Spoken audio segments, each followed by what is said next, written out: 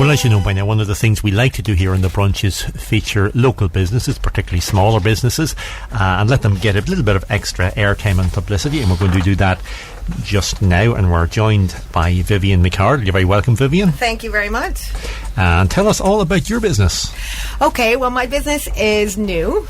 To start with, at Christmas time this year, I started, making some sauces, and I've actually been doing it for years, but I started to sell them at a little market. And what happened from that was I got really busy, and then things progressed, and then I got my labels sorted and different little things, and I went into Jared and McAvoy's, and he had this beautiful little craft cellar downstairs, and I thought maybe that's somewhere to start. So I got into the kitchen and started cooking, and a good friend of mine, Elaine Malloy, in the Station House Cafe in Lordship, lets me cook in there in the evening, so when they close, I go in and make some sauces. Okay, and I've got your business card here, which looks very impressive. It's got 2 maple leaves on it. We'll come back to that. There's obviously a reason for that. Okay. But it says Vivs Krackin sauces. What's the Krackin from? Well, the Krackin is because I'm kind of lively, and I'm, a little bit Krackin crazy sometimes too, and I like to do yoga, and I like to do handstands, hence the business card. So the Krackin refers more to you than the sauce. Probably. And then the Krackin, actually, the name came from a very good friend of mine, Siobhan Fretwell, and she was actually working along with me initially, and we were kind of coming up with different names and slogans and different things. So she actually named the Krackin part of it. A lot of chili sometimes I use in different sauces, so they're Krackin. Yeah, I think the Krackin breathed fire, didn't he, Stephen? You've stumped me on that one, Peter. Not for the first time. Krackin was a monster, a legendary monster. Oh, really? Yeah. Okay. Like a fire-breathing monster. So okay. That maybe is, I should have looked into that. Not everybody knew that. Yeah. Not many Peter's people know got that. some very, very interesting facts. Okay, so it's sauces now. Are these sauces that you use in cooking, or are they like relishes that you put on after cooking, or both? Or a little bit of both. I've actually got I have a little guy, his name's Owen, and he is 11 now, but when he first came, I would have made all his food organically, and I found it was quite difficult to source organic food and different products to try and anything that you can't grow yourself. So I would be sourcing everything, and this is kind of where it all started. So I would be like a lunatic, freezing all this food in the freezer and trying to keep it going like this so that nothing touched his lips except for this pure organic food. Now, of course, everybody said it was crazy, but in the last few years things have progressed, and there's actually organic supermarkets now and different places that you can buy different foods like this. So really, the product that I sell, there's a Krackin pizza sauce or pasta sauce. This has 7 vegetables in it. I'm always listening to parents talking about not being able to get vegetables into I hope there's no children listening today. Because they're always like, he won't eat this, he won't eat that. And I'm like, here, listen, tell him that I made him this one special. So I land up to my friends and I made up this batch of sauce, and I can't say it out loud because he'll kill me. But he said, I said, listen, Daniel, this one, it was made especially for you. And he's like, oh, thank you so much, Vivian. And he ate it, and he said it was the most beautiful sauce he ever had. Now, it had mushrooms, onions, courgettes, carrots, garlic, peppers, everything. Where are these available? Well, I'm selling them at the moment down in the Craft Cellar Market, so that's downstairs in McAvoy's. So some people know it as McAvoy in last week. Or otherwise known as our back houses. Maybe some people know it as. We've got a cool little market going on. We're doing it up at the moment that you can get near, to bring a little bit of a heartbeat back into the town. We're trying to liven up and paint it kind of lively colours, and we've got tons of people down there. Everybody come down and see us. And if they want to taste it beforehand, they can in the station restaurant out at Lordship. Well, the Station House is holding the product and selling it there, but I am on the stand Thursday, Friday, Saturday at the moment, because I cook then most of the evenings. So I have all the samples there. People can come in and taste everything before they buy. I'm also making homemade salsas, homemade hummus. So I make some fresh products as well, and we'll be introducing more to the line. But there's maybe 10 products at the moment. So a lot of it is to be used with a cheese board.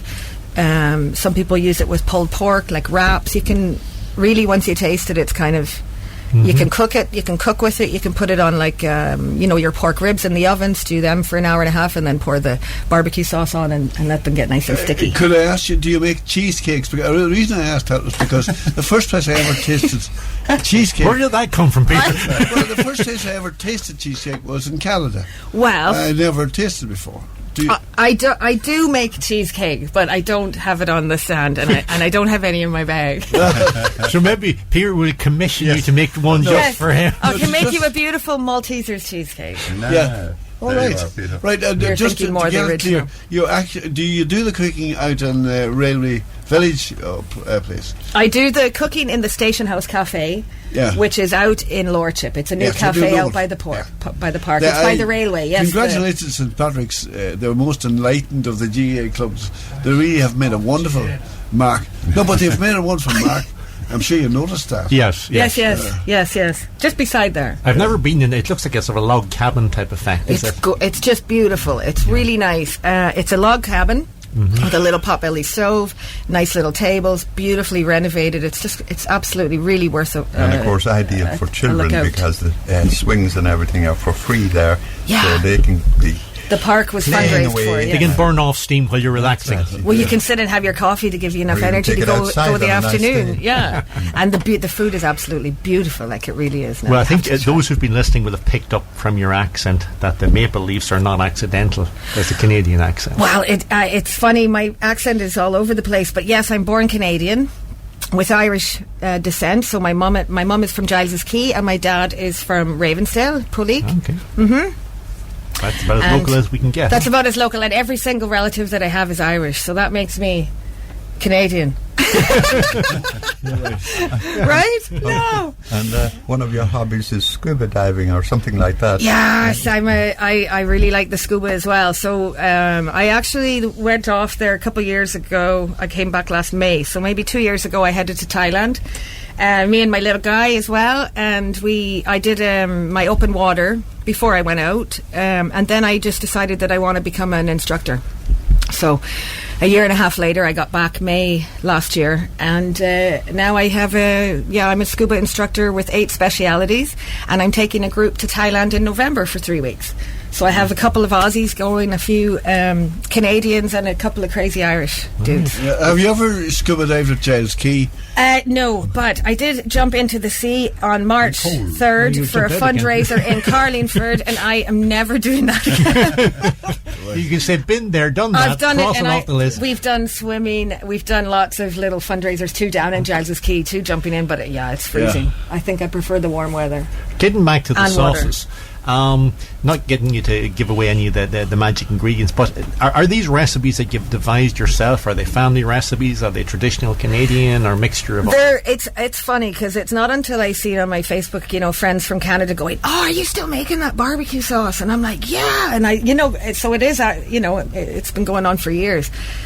I'm not one for store-bought products, like off the shelf. So I've always kind of liked to use a fresh ingredient because I just think the flavour comes through better and it's more healthy and everybody's happier. So probably from my own background, Mum cooked cabbage for 4 hours, like everybody else's Irish mummy.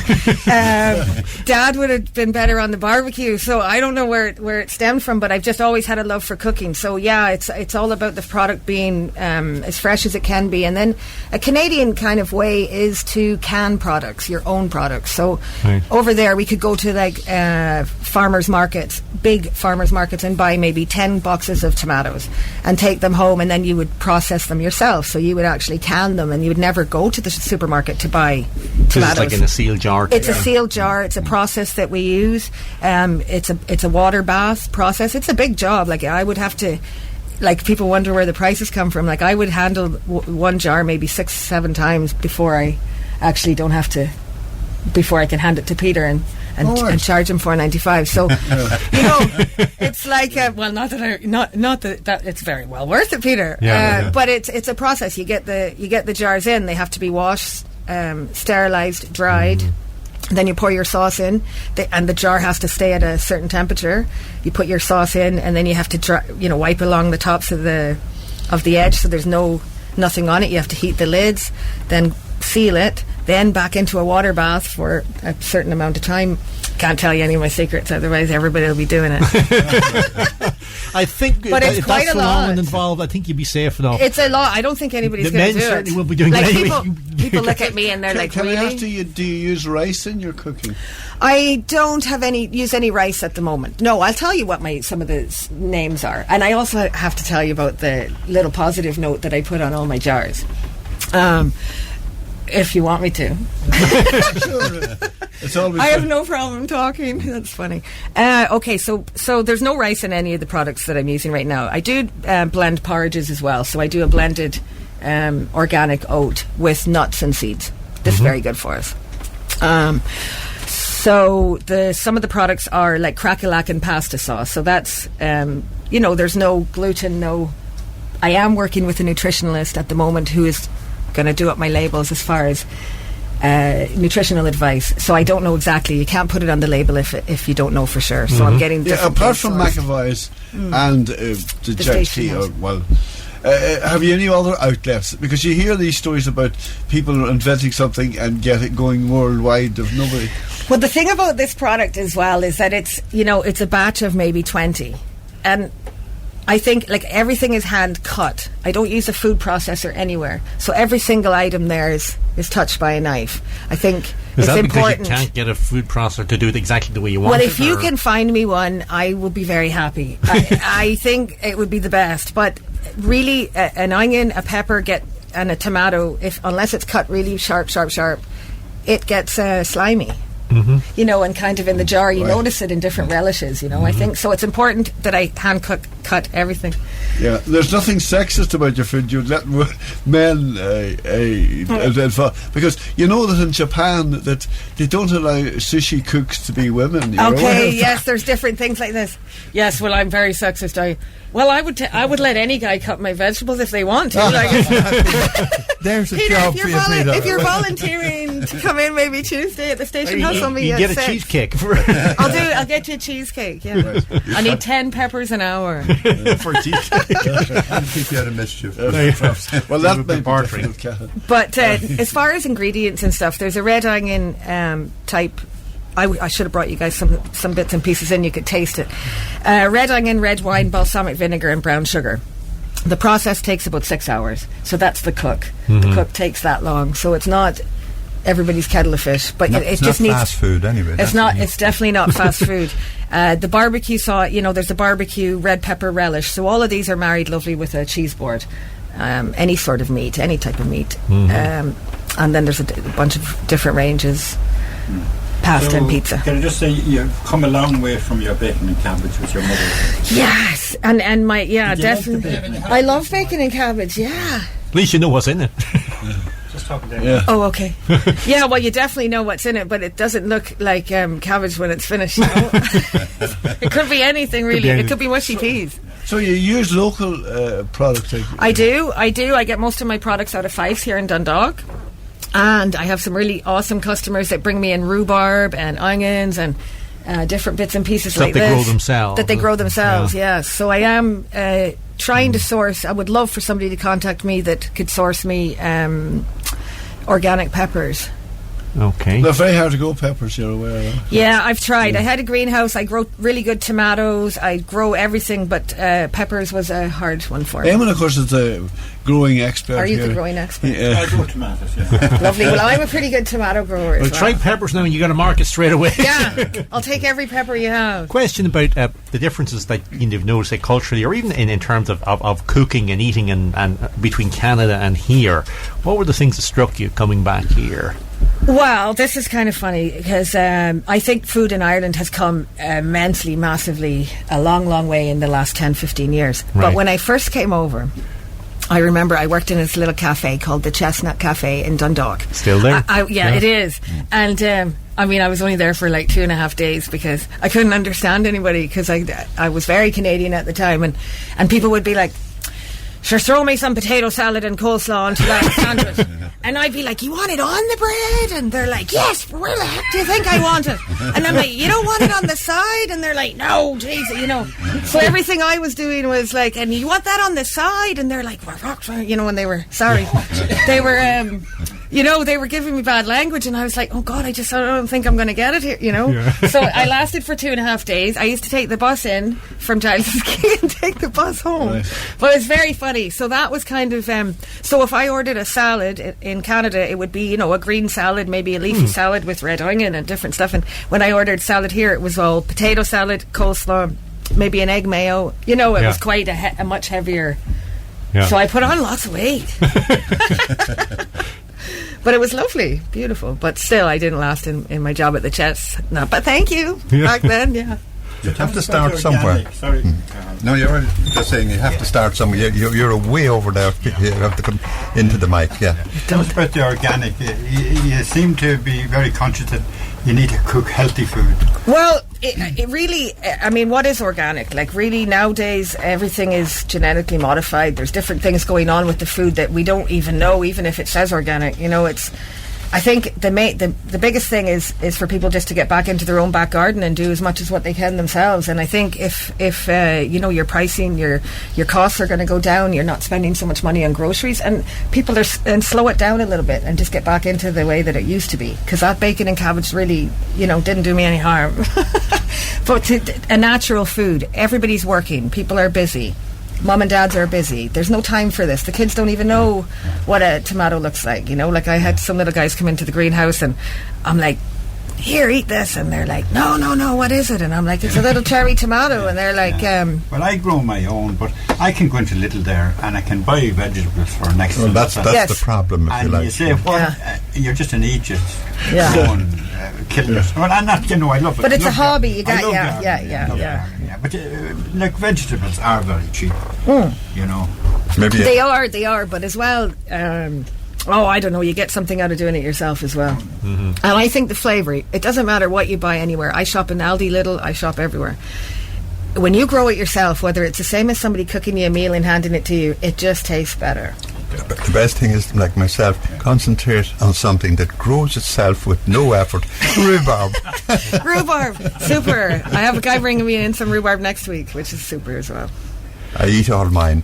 Yeah, good. And you look very healthy. Well, apart from that, I've never been to Canada, but I've been to the States quite a lot. And one of the things that surprises me is things that we would take for granted here that they've never had or hardly ever had, like, say, rhubarb.